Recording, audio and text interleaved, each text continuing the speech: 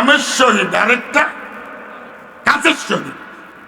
হ্যাঁ, phase আদত phase আদত হাদরুন নকশে আস মর শহীদা রায়াতান দরবানা।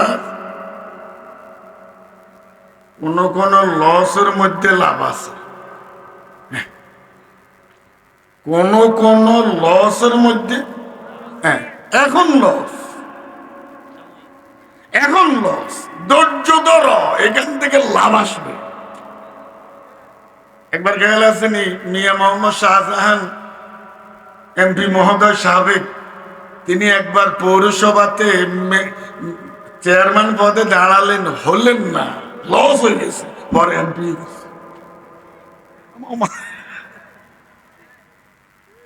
লসের মধ্যে কি আছে?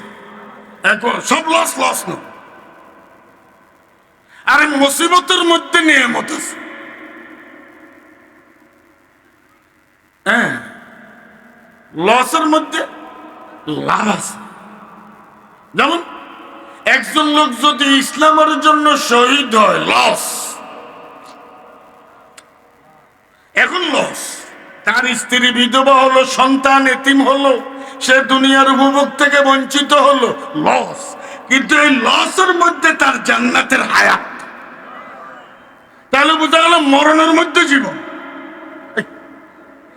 মরণের মধ্যে কথা বলেন না, মুসিবতের মধ্যে নিয়ামত, কোন কোন অপমানের মধ্যে সম্মান।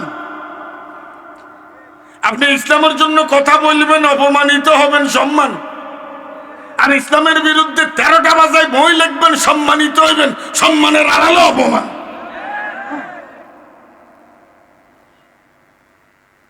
তো কি বলছি? ফজে আদত হাদরুনে নকশে আস। কবি কয় যে হতাশ হইস না, নকশার মধ্যে যে আদত, লসের মধ্যে লাভ,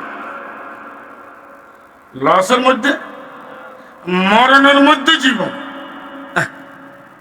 মরণের মধ্যে জীবন, মুসিবতের মধ্যে নিয়ামত, ইজ্জত, জিল্লতের মধ্যে ইজ্জত, অপমানের মধ্যে সম্মান, শাহাদাতের মধ্যে হায়াত। যেমন ফজে আদত হাদরুনে নকশে আস মর শহীদা রায়াতান দরবানা। শহীদের মরণের মধ্যে তার জান্নাতের জীবন। নারায়ে তাকবীর। আমাদের নবী সাহসী না ভীত? আরো জোরে বলুন। আমরা যারা নবীর ওয়ারিস, আমাদের অন্তরে হিম্মত থাকতে হবে। এই হিম্মত নিয়ে মসজিদের মিম্বরে, মাহফিলে, যেখানে পাবেন আপনি ইসলামের কথা বলার সুযোগ পাবেন, জাতির সামনে নির্ভীকভাবে ইসলামের সঠিক ব্যাখ্যা ওই আলেমকে তুলে ধরতে হবে। তুলে না ধরলে পাবলিকুল্লাহ ইসলাম বুঝবে কেন? শিক্ষক সকর বাজার অনলাইনে বুঝবো কেন? আমার কথা এখনো বুঝো না মনে হয়। আল্লাহ তুমি বাংলাদেশের আলেমদেরকে হিম্মত নিয়ে এই জাতির সামনে ইসলামের, ইমানের, কোরআনের সঠিক ব্যাখ্যা উপস্থাপন করার আরো যোগ্যতা দান করো। আলেমরা করে না, এই কথা আমি বলি নাই, করতে হবে। ভয় কিসের? বন্যা যত হয়, শেখ সাদিক হয়, বতের আছে বাঘ, হাঁসের আবার কিসের? বন্যা যত হয়, আমরা আশ্রয় কেন্দ্রে যায়, হাঁসে গো অসুবিধা নেই, কথা বলে দেখেন। হাঁসের আবার কিসের? হ্যাঁ, তো কি কথা গেল?